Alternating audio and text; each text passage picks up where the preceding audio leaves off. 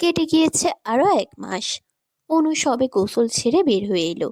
এই সাত সকালে গোসল করার ফলে তার ঠান্ডা লেগে গেছে, কেমন শীত শীত করছে। অনু তোয়ালে দিয়ে মাথা মুছছে আর নাক টানছে। ব্যালকনিতে তোয়ালে মেলে দিয়ে রুমে এসে ড্রেসিং টেবিলের উপর থেকে টিস্যু নিয়ে নাক মুছে নিল। আয়নার দিকে তাকিয়ে দেখে তার ফর্সা গাল, নাক, চোখ লাল হয়ে আছে। সে একটা দীর্ঘশ্বাস ফেলে এলোমেলো চুলগুলো ব্লু ড্রায়ার দিয়ে শুকিয়ে নিতে লাগলো। আপু, কি করছো তুমি? আমি আসবো? সাত সকালে লিসার কণ্ঠস্বর শুনে চমকে উঠল অনু। নিজেকে সামলে নিয়ে দরজা খুলে দেখলো লিসা হাসি মুখে দাঁড়িয়ে আছে। তাকে দেখে অনু মুচকি হেসে বলল। এসো লিজা। লিসা দৌড়ে এসে বিছানায় বসলো। অনু চুলগুলো আশ্রে দিয়ে জিজ্ঞেস করলো। এত সকালে এখানে? তা তোমার ভাইয়া জানে তুমি আমার কাছে এসেছো? লিসা পা নাড়াতে নাড়াতে বলল। ভাইয়া তো নেই, ভাবিপু ঘুমিয়ে আছে। আর এরিন আপুও বাহিরে গেল। আমি একা একা কি করতাম বলো, তাই এখানে চলে এলাম। অনু চোখ দুটো বড় বড় করে বলল। তার মানে তুমি একা এসেছো? লিজা মাথা নাড়িয়ে হ্যাঁ বোঝালো। অনু একটা দীর্ঘশ্বাস ফেলল। এটা নতুন কিছু নয়, মাঝে মধ্যেই হুটহাট করে একা একা চলে আসে। লিওয়ান না থাকলে লিজা পারলে পুরো বিল্ডিংয়েই টই টই করে ঘুরে বেড়ায়। অনু নিজের কাজ শেষ করে লিজাকে বলল। চলো দুজনে মিলে ব্রেকফাস্ট বানাই। লিজা খুশিতে লাফিয়ে উঠে অনুর শাড়ির আঁচল ধরে বেরিয়ে গেল। সকাল 9টা বেজে গেছে। অরি ঘুম থেকে উঠে ওয়াশরুমে গিয়ে ফ্রেশ হয়ে বের হয়ে এলো। তার শরীরটা একেবারে সুস্থ হয়ে গেলেও কয়েকদিন ধরে খুব খারাপ লাগছে। বুঝতে পারছে না হঠাৎ করে আবার কি হলো। সময়ের সাথে সাথে শরীরের সব ক্ষত স্থান মিটে গেলেও মনের ক্ষত এখনো শুকিয়ে যায়নি। এই 1 মাসের মধ্যে লিওয়ান তাকে শারীরিকভাবে কষ্ট না দিলেও মানসিকভাবে আঘাত করতে একটুও পিছপা হয়নি।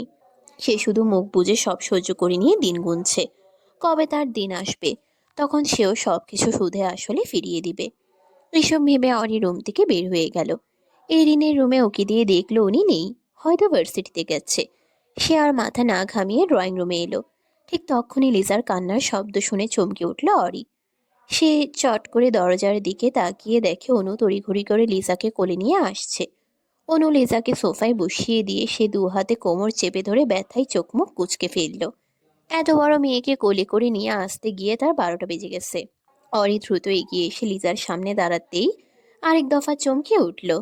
লিজার ফর্সা বাম পা পুরোটা লাল হয়ে ফুলে আছে। এটা দেখে অরি বিচলিত কণ্ঠে জিজ্ঞেস করল। কি হয়েছে ওর? অনু ভয়ে শুকনো ঢোক গিলে বলল। ওকে নিয়ে নাস্তা তৈরি করছিলাম, চুলোয় গরম দুধ রাখা ছিল। লিজা ভেবেছিল ওইটা খালি পাত্র, আর ওটা ধরতে গিয়েই পাত্রটা অনাকাঙ্ক্ষিতভাবে পড়ে যায় আর সব দুধ ওর পায়ে এসে পড়ে। অনুর কথা শুনে অরি চট করে ফ্রিজ থেকে বরফ নিয়ে এসে লিজার পায়ে দিতে থাকে। ছোট্ট মেয়েটা যন্ত্রণায় চিৎকার করে কাঁদছে। অরি চোখ দুটো ছলছল করছে। হাঁটুর নিচ থেকে পুরো অংশ একদম লাল টকটকে হয়ে আছে। এটা দেখেই তার কান্না পাচ্ছে। বোনের এমন অবস্থা যদি লিওয়ান দেখে তাহলে আজ অনুর কপালে দুঃখ আছে। অরি চট করে অনুর দিকে তাকিয়ে বলল। রিকি ভাইয়াকে ফোন দিয়ে তাড়াতাড়ি আসতে বল। ওকে ডক্টরের কাছে নিয়ে যেতে হবে, পা অস্বাভাবিক রকম ফুলে উঠছে। অরির বলতে দেরি হলেও রিক্কির আসতে দেরি হলো না। অনু আগেই ফোন দিয়ে জানিয়েছিল। রিক্কি দৌড়ে এসে লিজার সামনে হাঁটু গেড়ে বসে বাম পা দেখা মাত্রই বুকটা মোচড় দিয়ে উঠল। সে রক্তিম চোখে অনুর দিকে তাকাতেই অনু মাথা নিচু করে নিল। রিক্কি দাঁতে দাঁত চেপে বলল। তোমাকে কে বলেছিল ওকে নিয়ে কিচেনে নিয়ে যেতে? রিক্কি কথাটা এতটাই জোরে বলে যে অনু সহ অরিও কেঁপে উঠল। অনু মাথা নিচু করে চোখের পানি ফেলছে। হ্যাঁ, মানছে সে, তার উচিত হয়নি লিজাকে নিয়ে যাওয়াটা। কিন্তু সে বুঝতে পারেনি লিজা এমন কাণ্ড ঘটিয়ে ফেলবে। যদি জানতো তাহলে কখনোই নিয়ে যেত না। অনুকে কাঁদতে দেখে অরি রিক্কির দিকে তাকিয়ে বলল। এসব নিয়ে পরে কথা বলা যাবে, আগে লিজাকে নিয়ে হসপিটালে চলুন। রিক্কি আর কিছু না বলে লিজাকে কোলে নিয়ে বেরিয়ে যায়। তার পিছু পিছু অরি অনুও ছুটে গেল। হাসপাতালে আসার পর থেকে অরির অবস্থা খারাপ। বমি করতে করতে নাজেহাল অবস্থা। সে এখন ওয়াশরুমে দাঁড়িয়ে আছে। ডক্টরের কেবিনে রিক্কি ও অনু রয়েছে লিজার সাথে। লিওয়ানকে এখনো পর্যন্ত জানানো হয়নি। প্যান্ট হাউস ফিরে না হয়ে জানানো যাবে, না হলে দেখা গেল এখানেই তামাশা শুরু করে দিয়েছে। অরি হাত চোখ মুখ ধুয়ে ধীর পায়ে হেঁটে বের হয়ে এলো। কটা দিন থেকে মাথা ঘুরছে আর বমি করছে। সে ভেবেছিল বাহিরের ভাজা পোড়া খাওয়ার জন্য এমনটা হচ্ছে, কিন্তু এখন তো সে ওইগুলো খায়নি। তাহলে কেন এমনটা হচ্ছে? Excuse me ma'am, are you okay? অরি মাথা তুলে সামনে তাকিয়ে দেখলো একজন নার্স দাঁড়িয়ে আছে। সে নিজেকে সামলে নিয়ে সবটা বলে দিল। নার্স সবটা শুনে কিছু একটা ভেবে বলল, কাম অ্যান্ড ফলো মি। বলে সামনের দিকে হাঁটতে শুরু করে। অরিও ওনার পিছু পিছু যেতে লাগলো। একটি গাইনি বিশেষজ্ঞ চেম্বারে বসে আছে অরি। লেডি ডক্টর তাকে ভালোভাবে পরীক্ষা করে নিয়ে বলে উঠল। Congratulations, you are pregnant. ডক্টরের কথা অরির কর্ণপাত হতেই তার পুরো পৃথিবী থমকে গেল। সে চিৎকার দিয়ে বলে উঠল, impossible doctor, this is not true. You are joking with me, right? Doctor গম্ভীর কণ্ঠে বললেন। No, I'm not joking for you. It's true. অরির পুরো দুনিয়া ঘুরছে। সে বুকের কাছে জামা খামচে ধরে কোনো মতে চেম্বার থেকে বের হয়ে এলো। তার কানে ডক্টরের কথাগুলো বাজছে। সে মা হতে চলেছে, তাও কিনা ওই জঘন্য নিষ্ঠুর অমানুষটার। এটা ভাবতেই সে মুখ চেপে ধরে হাউমাউ করে কেঁদে উঠল। তার বুকটা ফেটে যাচ্ছে। ইচ্ছে করছে কোথাও ছুটে পালিয়ে যেতে। সে তো এমনটা চায়নি। তাহলে কেন হলো? ওই লোকটার সন্তানের মা তো সে হতে চায়নি। সে চেয়েছিল তার প্রিয় মানুষটির সন্তানের মা হতে, কিন্তু তার নিষ্ঠুর ভাগ্যটা আজ এখানে নিয়ে এসে দাঁড় করিয়েছে। অরি কাঁদতে কাঁদতে বারবার বুকে হাত দিচ্ছে। অসম্ভব রকমের যন্ত্রণা হচ্ছে বুকের মাঝে, সঙ্গে নিঃশ্বাসও বারবার আটকে আসছে। সে এটা কিছুতেই মেনে নিতে পারছে না। অরি এলোমেলো পায়ে আবার ওয়াশরুমে চলে গেল। বেসিনের আয়নার সামনে দাঁড়িয়ে কল ছেড়ে চিৎকার দিয়ে কেঁদে উঠল। তার কষ্ট হচ্ছে, খুব খুব কষ্ট হচ্ছে। মনে হচ্ছে এ বুঝি দমটা বেরিয়ে আসবে। দুপুর 1:35। লিজাকে খাইয়ে দিয়ে রুমে ঘুম পাড়িয়ে রেখে এলো অরি। হাসপাতাল থেকে অনেক আগেই ফিরেছে তারা। রিক্কি অনেক বকাবকি করেছে অনুকে, সেজন্য অনু নিজেকে ঘরবন্দি করে রেখেছে। লিজা এখন একটু সুস্থ হলেও বাম পায়ের চামড়া ঝলসে গেছে। ফোসকা পড়ে পুরো পা ফুলে উঠে আছে। ডক্টর বলেছেন ধীরে ধীরে ঠিক হয়ে যাবে, কিন্তু আগের মতো পা স্বাভাবিক হবে না, বরং সাদা ধবধবে হয়ে থাকবে পুড়ে যাওয়ার জায়গাটা। এটা শুনে খুব খারাপ লাগছিল তার। লিওয়ানকে ঘৃণা করলেও তো সে এই মেয়েটাকে করে না, বরং নিজের ছোট বোনের মতোই এই 1 মাসের ভেতর ভালোবেসে ফেলেছে লিজাকে। লিওয়ানকে খবর দেওয়া হয়েছে। লোকটা যখন জানতে পারলো তার কলিজার টুকরো বোনের পা পুড়ে গেছে, তখনই ফোনের অপর প্রান্ত থেকে হিংস্র হয়ে উঠেছিল। অরি খুব ভালো করেই বুঝতে পারছে আজ কিছু না কিছু একটা অঘটন ঘটবে। একদিকে লিজার পা নিয়ে টেনশন, আরেকদিকে অনুকে নিয়ে টেনশন, আর এখন নিজের অনাগত সন্তানকে নিয়ে টেনশন। সবকিছু একেবারে ঘিরে ধরেছে অরির মস্তিষ্ক। সে কি করবে না করবে কিছুই বুঝে উঠতে পারছে না। অরি এসব ভাবতে ভাবতে অনুভব করলো তার পেট থেকে গুড়গুড় শব্দ বের হচ্ছে। মনে পড়ল সে সকাল থেকে কিছুই খায়নি। তার ডান হাত আপনা আপনি পেটের উপরে চলে গেল। আগে নিজেকে কষ্ট দিলেও এখন আর নিজেকে কষ্ট দেওয়ার কথা মাথাতেও আনবে না, কারণ সে এখন একা নয়, বরং তার ভিতর ছোট্ট একটি প্রাণও রয়েছে। অরির ঠোঁটের কোণে অজান্তেই এক চিলতে হাসি ফুটে উঠল। সে মা হতে চলেছে এবং এটা তার সন্তান, শুধুই তার। এটার ভাগ সে কাউকেই দিবে না, ওই অমানুষটাকেও নয়। অরি এসব ভাবতে ভাবতে কিচেনে গিয়ে এটো প্লেট রেখে হাত ধুয়ে নিল। ডাইনিং টেবিলে একটি চেয়ার টেনে নিয়ে বসে পড়ল। হাসপাতাল থেকে আসার পর রিক্কি বাহির থেকে খাবার নিয়ে এসে দিয়েছে। প্লেটে বিরিয়ানি নিতেই খেয়াল করলো দরজা খুলে লিওয়ান দৌড়ে ভেতরে এলো। অরি ঘাড় ঘুরিয়ে তাকিয়ে দেখলো লিওয়ান ছুটে লিজার রুমের দিকে যাচ্ছে এবং তার পিছু পিছু রিক্কিও। অরি কিছু না ভেবে খাওয়া শুরু করলো। তার খুব খিদে পেয়েছে। লিওয়ান পাগলের মতো ছুটে এসে বোনের রুমের ভিতর প্রবেশ করলো এবং সঙ্গে সঙ্গে তার পা জোড়া থমকে গেল। বিছানার মাঝে লিজা ঘুমিয়ে আছে। তার পুড়ে যাওয়া বাম পায়ের নিচে নরম বালিশ রাখা, হাঁটুর নিচ থেকে পুরো অংশে মলম লাগিয়ে রাখা হয়েছে, তবুও ঝলসে যাওয়া চামড়াগুলো চিকচিক করছে, এখনো অনেকটাই ফুলে আছে। লিওয়ান ধীর পায়ে এগিয়ে এসে বোনের মাথার কাছে বসলো। লিজার ফর্সা চেহারা লাল হয়ে আছে, চোখের কোণে এখনো অশ্রু রয়েছে। এটা দেখে লিওয়ানেরই চোখ দিয়ে অশ্রু গড়িয়ে পড়ল। নিশ্চয়ই তার বোনটা যন্ত্রণায় ছটফট করেছে। সে বোনের মাসুম চেহারায় ঠোঁট ছুঁয়ে দিল। রিক্কি এগিয়ে এসে কাঁধে হাত রেখে ধীর কণ্ঠে বলল, নিজেকে সামলা নিও, ও এখন ঠিক আছে। লিওয়ান চট করে উঠে দাঁড়িয়ে হনহন করে বাইরে চলে গেল। এদিকে রিক্কিও লিওয়ানের পিছে যেতে যেতে ভাবতে লাগলো, এখন এই পাগলটা কি পাগলামি করবে আল্লাহ ভালো জানেন। অরি মাত্র কয়েক লোকমা মুখে দিয়েছে, আরেকবার দিতে যাবে ঠিক তখনই লিওয়ান এসে তার বাহু চেপে ধরে এক ঝটকায় দাঁড় করিয়ে দিল। অরির হাতে লোকমা ফ্লোরে পড়ে গেল। সে বিরক্তিকর কণ্ঠে বলল। এটা কেমন বিহেভিয়ার? দেখছেন তো খাবার খাচ্ছি আমি। অরির কথা শুনে যেন আগুনে ঘি ঢেলে দেওয়ার মতো কাজ করলো। অরির কথা যেন আগুনে ঘি ঢেলে দেওয়ার মতো কাজ করলো। লিওয়ান রাগে অরিকে ছেড়ে পুরো ডাইনিং টেবিলের কার্পেট টেনে সবকিছু নিচে ফেলে দিয়ে চিৎকার করে বলে উঠল। আমার বোনটা ওখানে ব্যথায় কষ্ট পাচ্ছে আর তুই এখানে বসে খাবার খাচ্ছিস? এই, তোর একটু কষ্ট হচ্ছে না? ওর পাটা একবার দেখিস কি হয়েছে। অরি এক দৃষ্টিতে লিওয়ানের লাল হয়ে যাওয়ার চেহারার দিকে তাকিয়ে থেকে বলল। আপনার কি মনে হয় লিজার কষ্টে আমার কষ্ট হয়নি? লিওয়ান সোজা সাপটা বলে উঠল। না। এটা শোনা মাত্র অরি কয়েক কদম পিছিয়ে গেল। লিওয়ানের দিকে অবিশ্বাস্য চোখে তাকিয়ে বলল। এটা বলতে পারলেন আপনি? লিওয়ান সামনের চেয়ারে সজোরে লাথি মেরে গর্জে উঠে বলল। হ্যাঁ হ্যাঁ হ্যাঁ, বলতে পারলাম আমি, কারণ তুই আমাকে ঘৃণা করিস, আমাকে সহ্য করতে পারিস না। তুই পারলে আমাকে মেরে ফেলতে চাস, কিন্তু সেটা করতে পারিসনি। এই জন্য আমার বোনটার ক্ষতি করেছিস। অরি বহু কষ্টে নিজের কান্নাকে থামিয়ে বলল। আমি ক্ষতি করেছি লিজার? হ্যাঁ তুই করেছিস, তাও সবকিছু জেনে শুনে। ইচ্ছে করে আমার বোনটাকে হার্ট করেছিস যাতে আমার কষ্ট হয়। লিওয়ানের কথা শুনে রিক্কি এগিয়ে এসে কিছু বলার জন্য মুখ খুলতেই যাবে, তখনই অরি বাম হাত তুলে রিক্কিকে থামিয়ে দেয়। লিওয়ানের দিকে ছলছলে চোখে তাকিয়ে তার ছেলে সরে বলল।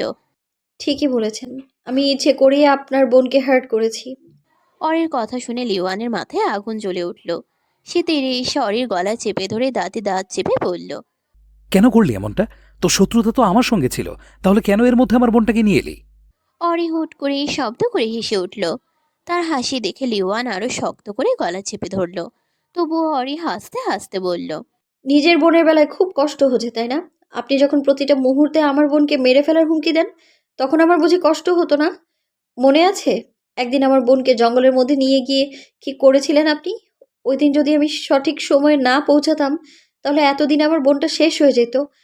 আপনার যেমন আমার বোনকে আঘাত করতে হাত কাঁপে না, ঠিক তেমনি আপনার বোনকে আঘাত করতে আমারও হাত কাঁপেনি। আফটার অল আপনার শরীরে যে বংশের রক্ত বইছে, সেই একই বংশের রক্ত তো আমার শরীরেও বইছে, রাইট? অরির কথাগুলো শুনে লিওয়ান আরো হিংস্র হয়ে উঠল। সে হিতাহিত জ্ঞান হারিয়ে অরি দুগালে পরপর 4টা থাপ্পড় মারল। শেষে থাপ্পড়টা এতটাই জোরে ছিল যে অরি ছিটকে ফ্লোরে পড়ে গেল। ঠিক তখনই তার বাম হাতটা আপনা আপনি পেটের উপরে চলে গেল। সঙ্গে সঙ্গে দু চোখ বেয়ে অশ্রু গড়িয়ে পড়ল। হুট করে একদম সবটা ঘটে গিয়েছে। পরিস্থিতি যখন বুঝতে পারল, তখন রিক্কি দৌড়ে এসে তার ভাবিজানকে নিচ থেকে তুলে সোফায় বসিয়ে দিল। রিক্কি রেগে লিওয়ানকে কিছু বলতে গিয়েও বলতে পারল না, কারণ অরি তার হাত চেপে ধরে অশ্রুসিক্ত নয়নে তাকিয়ে ইশারায় কিছু বলতে নিষেধ করলো। সে জানে লোকটা যদি অনুর কথা শুনে তাহলে এর থেকেও হিংস্র হয়ে উঠবে। রিক্কি অরির দিকে তাকিয়ে দেখলো ঠোঁট কেটে রক্ত গড়িয়ে পড়ছে। ফর্সা দোগালে হাতের ছাপ বসে গেছে। রক্তিম চোখ জোড়া দিয়ে অঝরে অশ্রুধারা নামছে। সেটা ঠোঁট কামড়ে ধরে আটকানোর চেষ্টা করছে অরি। এগুলো দেখে রিক্কি চোখ দুটো বন্ধ করে লিওয়ানের উদ্দেশ্যে বলল। এটা তুই একদম ঠিক কাজ করলি না, লিওন। সবটা না জেনে শুনে ভাবিজানকে মেরে খুব অন্যায় করলি। এর জন্য একদিন তুই খুব বাজেভাবে আফসোস করবি। অনুর আগে ফুঁসছে আর বড় বোনের গালে মলম লাগিয়ে দিচ্ছে। কত বড় সাহস!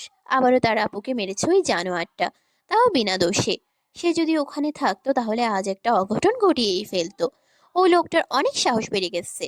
সে এবারের শেষটা দেখেই ছাড়বে। অনু বোনের কেটে যাওয়া ঠোঁটের কোণে ওষুধ লাগিয়ে দিতেই অরি ব্যথায় চোখ মুখ কুঁচকে ফেলল। রিক্কি তখন তাকে ওখান থেকে নিয়ে তার অ্যাপার্টমেন্টে নিয়ে এসেছে, কারণ লিওয়ান অনেকটাই রেগেছিল। তাই আপাতত তার সামনে না থাকাটাই বেটার। আপু, তুমি গিয়ে ফ্রেশ হয়ে এসো। অরি মাথা নাড়িয়ে চুপচাপ রুমে চলে গেল। অনু ফার্স্ট এড বক্স টেবিলের উপর রাখতেই দেখলো রিক্কি হেঁটে আসছে। তাকে দেখে অনু এগিয়ে গিয়ে জিজ্ঞেস করলো। কখনো যদি আমাকে বা আপনার ওই শয়তান বন্ধুর মধ্যে যে কোনো একজনকে বেছে নিতে হয়, তখন কি করবেন আপনি? কাকে বেছে নেবেন? অনুর কথা শুনে রিক্কির কপাল কুঁচকে গেল। সে গম্ভীর কণ্ঠে বলল। কিসব আবল তাবল বলছো? আমি যেটা জিজ্ঞেস করেছি ওটার উত্তর দিন। আপনি আমাদের দলে আসবেন নাকি ওই জানোয়ারের দলেই থাকবেন? বিহেভিয়ার ঠিক করো অনু। ভুলে যেও না ও দুলাভাই। সো সম্মান দিয়ে কথা বলো। অনু দাঁতে দাঁত চেপে বলল। সম্মান মাই ফুট। যে মানুষ নিজের বউকে সম্মান দিতে জানে না, তাকে সম্মান দেওয়ার কোনো প্রশ্নই ওঠে না। আপনাকে যেটা প্রশ্ন করেছি সেটার উত্তর দিন। ওকে ফাইন, আমি আগেও লিওর পাশে ছিলাম, এখনো আছি এবং সারা জীবন থাকবো। কেন কেন ওই লোকটার প্রতি আপনার এত দরদ? নিজের চোখেই তো দেখেছেন আমার আপুটাকে বিনা দোষে কিভাবে মারলেন উনি। আপনি যদি তখন না থাকতেন তাহলে হয়তো আপুকে আরও মারতো। এত কিছুর পরেও আপনি ওনার হয়ে কথা বলবেন? রিক্কি জোরে একটা নিঃশ্বাস ফেলে বলল। আই নো, আজ লিও যেটা করেছে সেটা করা একদম উচিত হয়নি, কিন্তু ও এগুলো রাগের মাথায় করেছে। ও লিজা বলতে উন্মাদ, বোনের একটু কষ্ট সহ্য করতে পারে না, তাই এমনটা করে ফেলেছে। যখন মাথা ঠান্ডা হবে তখন দেখবে ও নিজে এসে ক্ষমা চেয়ে নেবে। এই সামান্য বিষয়ের জন্য তুমি বলছো আমি লিওকে ছেড়ে দেই? তাহলে শুনে রাখো মেয়ে, এই রেকি কখনো লিওকে ছাড়বে না, সব সময় ওর ঢাল হয়ে থাকবে যতক্ষণ এই শরীরে প্রাণ আছে। একমাত্র ওর জন্যই এই আমিটা এখনো জীবিত রয়েছি, না হলে কবেই আমার অস্তিত্ব মুছে যেত। সো ওকে কখনো ছাড়বো না, ও চাইলেও নয়। আশা করছি তুমি তোমার প্রশ্নের উত্তর পেয়ে গেছো। রাগে অনুর শরীর কাঁপছে। এরা কি দিয়ে তৈরি? কত বড় অন্যায়কে সামান্য বিষয় কি সুন্দর করে বলে দিল। সত্যি এই পাষাণদের মনে একটুও দয়ামায়া নেই। সেও এখন আর কোনো প্রকার দয়ামায়া দেখাবে না। এবার এদের দেখানোর সময় হয়ে এসেছে যে সে ঠিক কতটা পাষাণ হৃদয়ের মেয়ে। অনু হাত দুটো মুষ্টিবদ্ধ করে দাঁতে দাঁত চেপে বিড়বিড় করে বলল। দেখে নিব আপনাদের। বলেই সে আর এক মুহূর্তের জন্য দাঁড়িয়ে না থেকে বড় বড় পা ফেলে অরি যে রুমে আছে সেই রুমে চলে গেল। ওই অমানুষটা তার বোনকে খাবার পর্যন্ত খেতে দেয়নি, আর এই শালা আসছে ওকালতি করতে। সে এই দুই শয়তানটাকেই উচিত শিক্ষা দিয়ে ছাড়বে। অনু রুমে এসে টের পেল তার আপু আশ্রমে বমি করছে। সে দৌড়ে দরজা খুলে ভেতরে গিয়ে তার আপুকে ধরে। অরি মুখ ধুয়ে চোখে মুখে পানি দিল। অনু উদ্বিগ্ন হয়ে জিজ্ঞেস করলো। তুমি হঠাৎ এত বমি করছো কেন আপু? অরি তোয়ালে দিয়ে মুখ মুছে ধীর কণ্ঠে বলল। বদহজম হয়েছে ভেবে, চিন্তা করিস না, ঠিক আছি আমি। ছোট বোনকে মিথ্যে কথা বলে ওয়াশরুম থেকে বের হয়ে দুর্বল শরীরটা এড়িয়ে দিল নরম বিছানার মাঝে। অনু এসে বোনের পাশে বসে জানতে চাইল। কি রান্না করবো আপু? তুমি কি খাবে? অরি চোখ দুটো বন্ধ করে ধীর কণ্ঠে বলল। মাছ মাংস খেতে ইচ্ছে করছে না, তুই বরং আমার জন্য একটু ভর্তা কর, তাহলেই হবে। আচ্ছা, আর কি কিছু খাবে? রিকি ভাইয়া যদি বিকেলে বাইরে যায় তাহলে ওনাকে একটু আচার নিয়ে আসতে বলিস, আমার জন্য খুব খেতে ইচ্ছে করছে। অনু অত কিছু না ভেবে মাথা নাড়িয়ে বলল। সমস্যা নেই আপু, উনি না গেলেও আমি গিয়ে নিয়ে আসবনি। তুমি বরং এখন একটু ঘুমিয়ে নাও, রান্না হয়ে গেলে তোমায় ডেকে দিব। অনু রুমের লাইট অফ করে দরজাটা হালকা চাপিয়ে দিয়ে বের হয়ে গেল। ছোট বোন চলে যেতেই অরি দুই হাত পেটের উপর রেখে নীরবে কেঁদে উঠল এবং ভাবতে থাকলো তার জীবনটা এমন না হলেও পারত। দুপুর গড়িয়ে বিকেল হয়ে এসেছে। এখন বাজে 5টা। অরি ঘুম থেকে উঠে ফ্রেশ হয়ে বাইরে এলো। ড্রয়িং রুমে এসে অনুভব করলো কিচেন থেকে সুঘ্রাণ ভেসে আসছে। সে এগিয়ে গিয়ে দেখলো তার ছোট বোন কোমরে শাড়ির আঁচল গুজে রান্না করছে। এটা দেখে মুচকি হাসলো অরি। তার বোনটা কবে যে বড় হয়ে গেল সেটা বুঝতেই পারেনি। সে কাছে গিয়ে দেখলো অনু তেঁতুলের আচার নাড়ছে। প্রায় হয়ে এসেছে। এটা দেখে অরি অবাক কণ্ঠে বলল। এ সময় তেঁতুল পেলি কই? অনু একগাল হেসে বলল। ফ্রিজে ছিল আপু, তাই ভাবলাম আচার বানিয়ে নিই। বাহিরের জিনিস খেয়ে যদি আবার পেট খারাপ হয় তখন। অরি হাসলো। এই একটা জায়গায় নিজেকে খুব ভাগ্যবতী মনে হয়। আসলে ভাগ্য করে এমন একটা বোন পেয়েছে যে কিনা তার জন্য সবকিছু করতে পারে। একটু টেস্ট করবা আপু? দে। অনু একটি কাচের বাটি ও চামচ নিয়ে এসে আচার তুলে দিল। অরি ফু দিয়ে ঠান্ডা করে একটু মুখে দিয়ে চোখ দুটো বড় বড় করে তাকালো অনুর দিকে। হঠাৎ করে বোনের এমন রিয়াকশন দেখে ঘাবড়ে গেল অনু। জীবনের প্রথম আজ আচার বানিয়েছে, তাও ল্যাপটপে ইউটিউবের ভিডিও দেখে দেখে। প্রায় 2 ঘন্টা ধরে মনোযোগ সহকারে অনেকগুলো ভিডিও দেখে বানিয়েছে, কিন্তু এখন মনে হচ্ছে নিশ্চয়ই খেতে বাজে হয়েছে। সে ভয়ে শুকনো ঢোক গিলে ধীর কণ্ঠে বলল। কি হয়েছে আপু, ভালো হয়নি? ছোট বোনের ভয়ার্ত চেহারা দেখে অরি হুট করেই শব্দ করে হেসে দিল। অনুর দুগাল টিপে দিয়ে হাসতে হাসতে বলল। ওলে ওলে, আমার বোনটা ভয় পেয়েছে রে। আমি তো মজা করছিলাম, আচার একদম সেই হয়েছে, এক কথায় জাস্ট ফাটাফাটি। উফ, সেই স্বাদ! এত স্বাদ খেয়ে। বড় বোনের কথা শুনে অনু গোমরা মুখে বলল, এটা কিন্তু একদম ঠিক করলে না আপু। যাও, তোমার সাথে কথা নেই। ওকে কথা বলতে হবে না, জাস্ট এমন মজাদার খাবার বানিয়ে খাওয়ালেই চলবে।